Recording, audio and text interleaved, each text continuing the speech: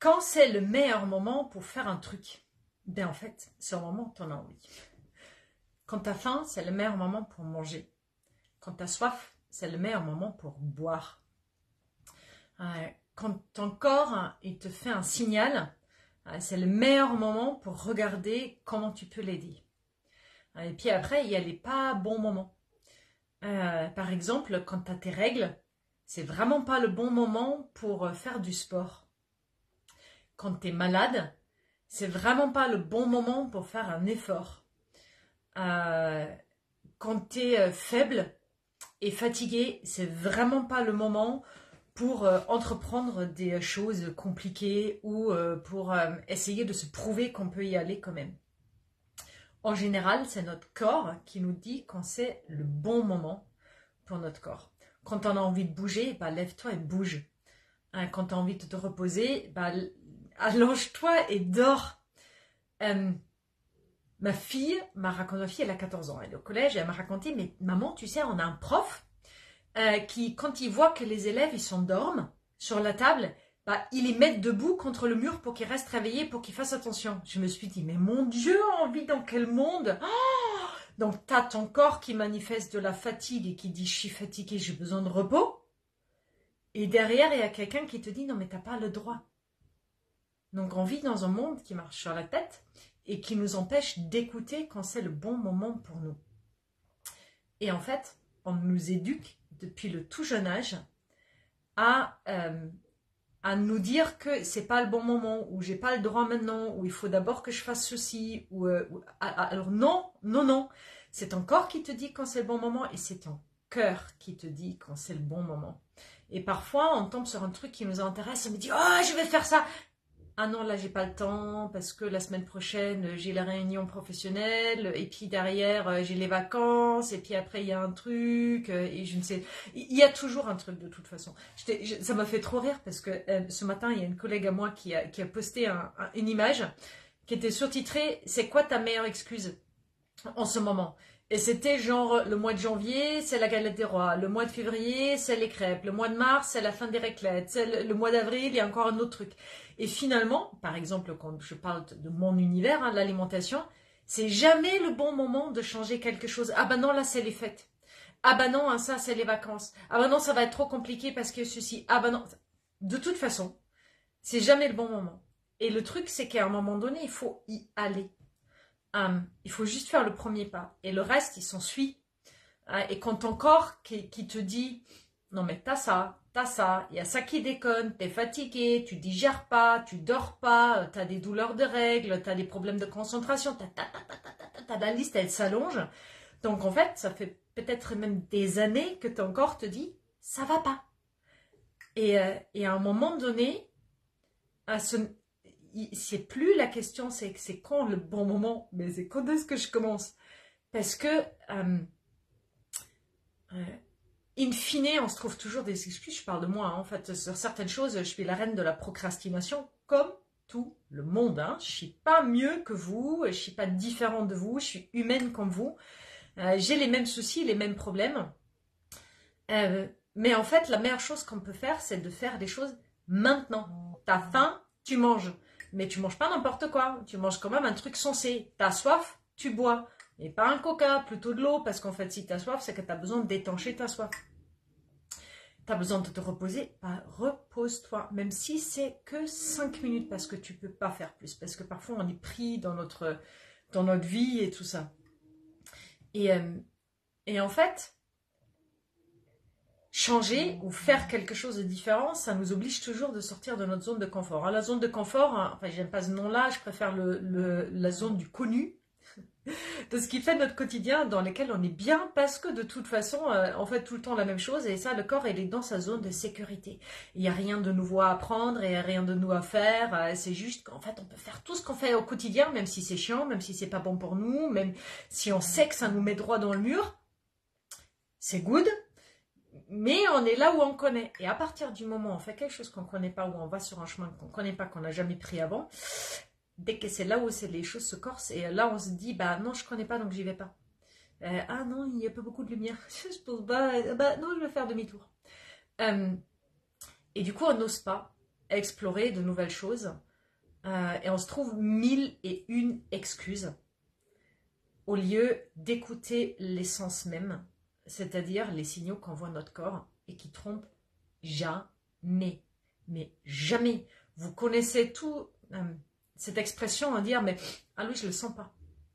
C'est très clair et net. C'est notre corps qui nous envoie des choses alors que, en fait, on ne sait même pas pourquoi et c'est quoi exactement le truc qu'on sent pas.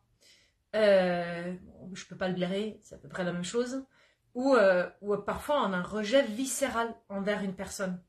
Et parfois on a une attirance très forte envers une personne, ou envers un univers, ou envers une chose, envers une théorie, parce qu'on sent qu'au tout profond, ça nous parle. Et c'est là, et ça vient nous chercher au cœur, ça nous dit, mais putain, oui, c'est dingue, c'est exactement ça. Et moi, en fait, à chaque fois quand j'ai suivi ça, dans ma vie, quand j'ai suivi mon corps, ça a été merveilleux. Aussi grandes soient les obstacles. Et à chaque fois que j'ai voulu faire un truc, par exemple, quand je parle de ma première cure régénérative des intestins, je l'ai fait en Allemagne. Et en Allemagne, enfin, les Allemands ont l'habitude de dépenser beaucoup d'argent dans leur santé. Donc, en fait, les prix sont à la hauteur de ça. J'avais pas cet argent-là, j'avais rien du tout, je savais pas comment y aller, je savais pas comment faire garder mes enfants qui étaient en bas âge alors que le papa il travaillait tout le temps.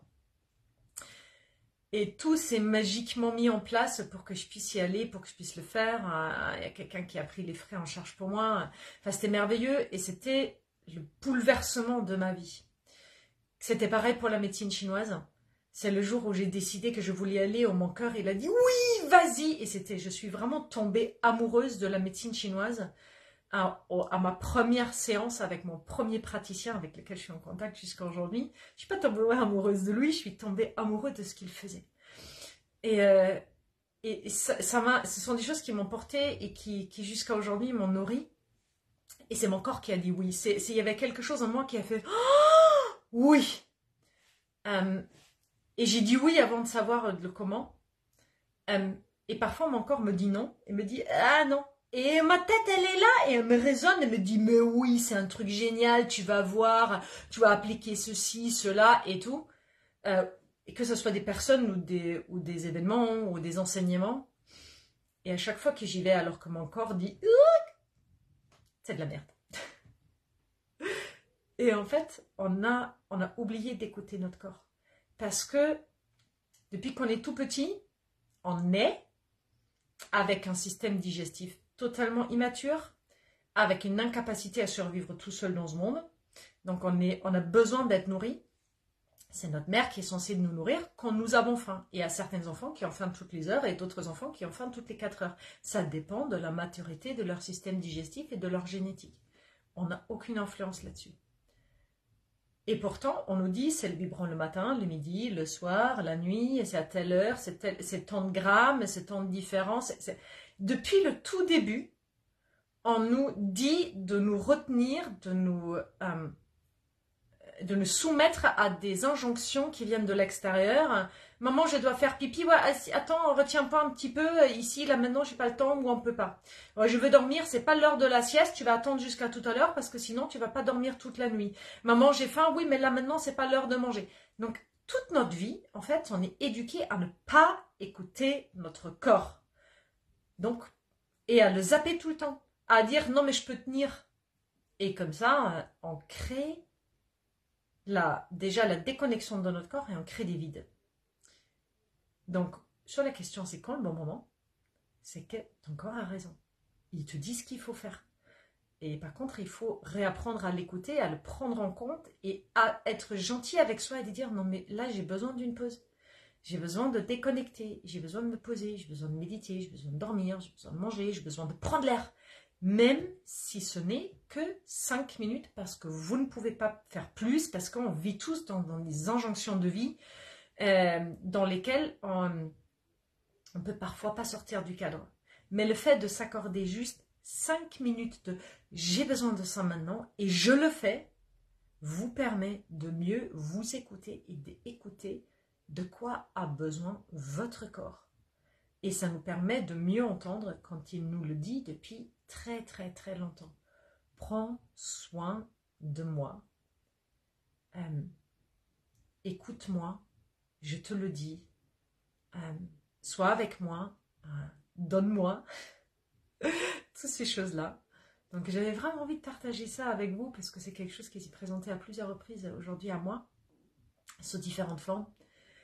Et c'est vraiment, au-delà de tous les enseignements pratico-pratiques sur les maladies, sur les trucs, mais qu'est-ce qui se passe dans mon corps, on essaie toujours de comprendre qu'est-ce qui se passe dans mon corps, au lieu juste de se dire, il y a un truc qui se passe dans mon corps, donc peu importe si je comprends tout de suite ce que c'est, il va falloir que je fasse un pas, il va falloir que je fasse quelque chose.